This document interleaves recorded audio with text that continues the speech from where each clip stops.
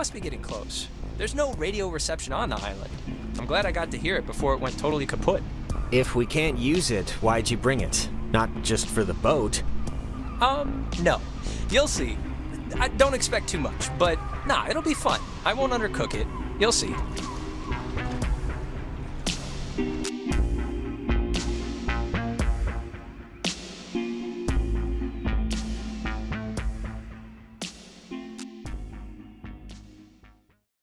So, what's the, like, thing to do here? 2016 has been a great year for story and narrative-driven games, but particularly in the indie scene. The AAA blockbusters retreated to character development and the somber reality of growing up with Uncharted 4, and Firewatch on the indie end in February gave us dynamic wit between his two characters in the setting of mysterious events and radio-based communication. If you know anything about Oxenfree, these elements should be sounding familiar. The setup isn't far off from an 80s horror film. A group of teenagers in varying degrees of quirks and interests head to an isolated island for a night of drinking and debauchery, but quickly realize there are poltergeists at play crashing the party. Thankfully, it becomes clear quickly that this story is more interested not in the stakes of its characters themselves, but in their relationships with one another. Oxenfree is an interesting experience with an equal number of moving and spooky moments in its 4 to 5 hour story, but despite its storybook art style and choose-your-own-adventure format, I'm just not so sure it should have been presented as a video game to begin with. And now, we're gonna do it. This is gonna be amazing, right? Right, guys? Yeah, the beach, island stuff. You play as Alex, the spunkiest of the bunch, and generally act as a mediator between your group of friends. Jonas, your new stepbrother, finds Ren annoying, but Ren has a crush on Nona, who's best friends with Clarissa, who holds a grudge against Alex, and part of the game, if you choose to invest in its characters, is to find out why. Wait, aren't you all, like, friends? I'm friends with Nona, and I'm downgrading Ren to, like, a creepy neighbor. And you, I just met. Yeah, Hey, what about me? What about you? The story starts out innocent enough, as Ren, Alex, and Jonas squabble along to the bonfire, getting to know each other, but it's clear that there are some things they don't like talking about or sharing right off the bat. Alex is troubled about something that happened in her past, Jonas wants to make sure he gets along with his stepsister, and Clarissa is spiteful to the group, but no one is sure why. A lot of thought clearly went into the backstory of these relationships, and it shows in how each character presents himself through excellent dialogue and banter between them. Much like Firewatch or The Walking Dead, when characters speak to you, you can choose between 3 responses, or, for the curious and second playthrough gamers, say nothing at all. It's usually mixed between supportive, antagonistic, or apathetic, but refreshingly, I found myself responding between all 3 on multiple occasions, depending on how much a certain character was bothering me, or I felt like they needed some backup in an argument.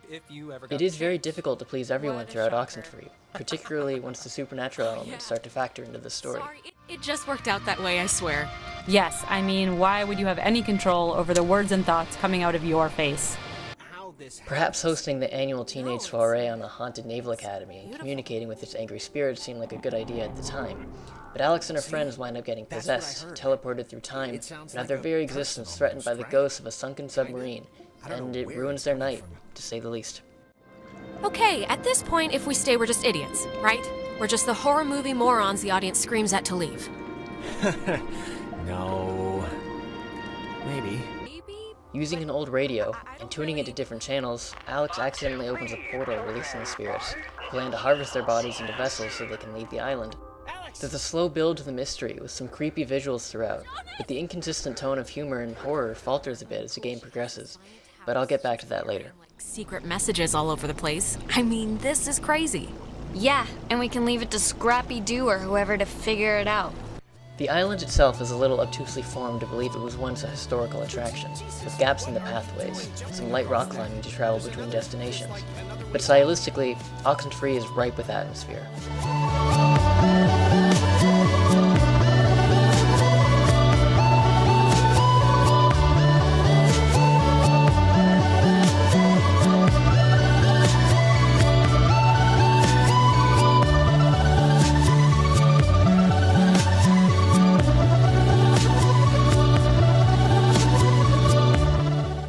There's this muted approach to the art and music as if it's a watercolor painting come to life. Droopy, simple, unassuming beats bop you along the environment, allowing you to focus on the conversations between characters, but static and looming tracks keep you on your toes when something just doesn't seem right.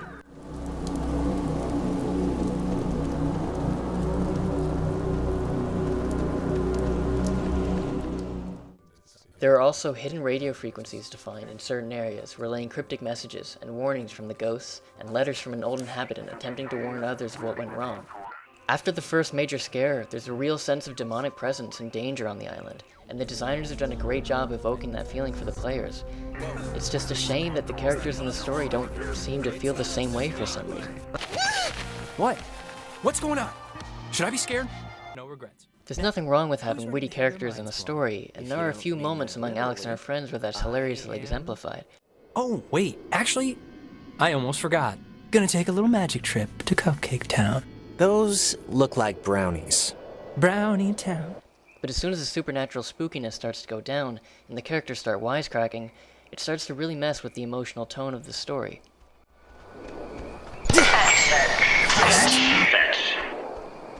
Oh my god.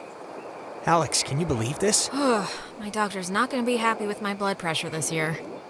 While being dragged by vengeful spirits between dimensions or threats to possess your bodies, your choice of commentary or response is usually limited to some form of, "Oh boy, the ghosts are at it again," or, "Okay, I know you're like an evil spirit or whatever, but like, why can't you just like leave us alone?" Anybody's fault, you know. It just happened. Stuff happens. Yeah, you're right. Stuff happens. It just sucks that We'll be all the right. stuff that's happening is like really terrifying and annoying. Just come over I was here and take genuinely it. scared at times, but when the characters I cared for and wanted to protect displayed no indication of feeling endangered, it took me out of a lot of scenes and made me realize I had nothing to worry about at the moment. Alex, is that you? Ren? Oh, Jesus hopping Christ! Thank Vishnu. You guys went into that hole and a bunch of stuff. I have no idea what happened. I just woke up like 15 minutes ago. I saw the light on in the tower thing. Hey, did you know that it's named after some guy named Dick Harden? We're in big trouble, Ren. Really big trouble. We need to call somebody or get a boat, but we need to get out of here. It's ghosts. She doesn't want to say it, but it's ghosts. And you were possessed by one. That doesn't seem like it'd be part of a healthy lifestyle. Clarissa! What are you... How did she get up there? What are you doing? She's alive. You're alive. Man, I've never been so happy to see you in my life. Clarissa! What? Alex! Christ, what's wrong with her? Clarissa, can you hear me? Okay, just what do you guys want? This is just really lost its charm, I have to say. Another aspect of the dialogue system in the game that let me down was how often, when you want to respond in a conversation, Alex will interrupt other characters, sometimes changing the entire subject of the conversation. Not only did this make me feel bad because it's a little rude and I didn't want to be, but I felt like I was constantly missing out on tidbits of character development from an anecdote or world building. So how do you It's a know? recording. They always play it. You'll hear voices or just sounds, and they're impossible to get out. No, there must be some kind of logical explanation. Like, what is this made out of? Is it ice? I don't know. Pockets of it are What? Wow, how is that? Ugh, Jonas, we're repeating the same stuff again. We are? Oh, it's kind of weird that you can... There's your boy. They literally called it trawling. Uh-huh. Wow, that's actually kind of funny. The beaten path officially ends here. Oh, we should get a quick picture. All of us. This will be like the before shot. Why? Shouldn't we wait until... Hey, there's an old ship's wheel up here. Not to mention that on occasion, the screen would be so zoomed in that I couldn't see all three options I had available to respond with. Responses only being available on the screen for a second before I had the chance to view them all. What? What could that mean? For the most part, it worked effectively enough to tell its story and develop relationships with characters, but it's only because I learned to balance trying to hear everything someone had to say and choosing a response right before my options disappeared. Coupled with the fact that walking past certain lines of the map would sometimes cut off characters, even Alex, mid-sentence to bring up a plot point, it made communicating a sometimes frustrating experience. That's true. Speaking of walking, as it stands as a video game, it's just not that much fun to play. It would take a very sick person to see it that way, and I would love to hear the explanation. Don't get me wrong, I'm aware and appreciate that your enjoyment comes from the characters interacting with each other and unfolding the mystery of the island. You never do anything more than walk from A to B in the 2.5D environment. The puzzles, if you could even call them that, don't amount to anything more than tuning a radio frequency from left to right. I don't mean to sound hypocritical either, because from the way I'm phrasing things, the same system could be said for Firewatch, which I had no qualms with, but at least you had a sprint option you could toggle on or off. Oxenfree's characters just seem to move a little slow, which is particularly noticeable when you're retreading the island looking for collectibles and secrets, which brings me to my next point. We don't normally bicker so much. Yes, normally I just agree with whatever she says. So this is unusual. I'm sure there have been games in the past couple of years that have explored this mechanic. LA Noire comes to mind, and that you can't 100% a case or successfully question every suspect in an investigation unless you discover all the pieces of evidence in the crime scene. But Oxenfree has structured its finale in the same way, just with a rather simple way of implementation. Alex can't make certain comments or dialogue options that lead to the best ending unless you backtrack through the entire map to find collectibles that only appear after a certain segment in the story. I'd be fine with the idea if these collectibles were there to begin with, but it seems like a cheap way of padding the length or encouraging a second playthrough. It doesn't help that the ending itself only lasts a few minutes after teasing an epic encounter in the final couple of hours either. What? That was not fun. That's all. That's my whole spiel. What the hell does that mean? Nothing at all. Do what you want, forget I said anything. Oxenfree has a story to tell, and has crafted an unnerving yet believable environment, so it's a shame that it's held back by so many little limitations of the medium. I enjoyed my time with Alex and her friends. What kind of name is a Fippany Fields anyway? Wait, is it a Fippany? It's Epiphany Field. Oh, that makes more sense. But too often I found myself being taken out of the story or an unsettling scene by the questionable frame of mind of some characters, or feeling disappointed because I accidentally missed out on some important backstory for a character by crossing a line on the map too early. Yeah, you know, what are you gonna do?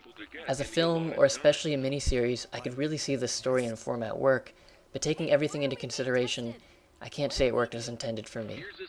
There's a lot to love here, but Oxenfree's balance between narrative and gameplay has yet to be found. School we're standing in? Isn't this 9. like a classroom? 8. I thought it was U.S. Army Radio Communications School. That's the stuff, Charlie. Now you're swinging. It all goes into your final rating. You want to get a good rating, don't you? You want to be a good soldier? Why the hell would we want to be a good soldier?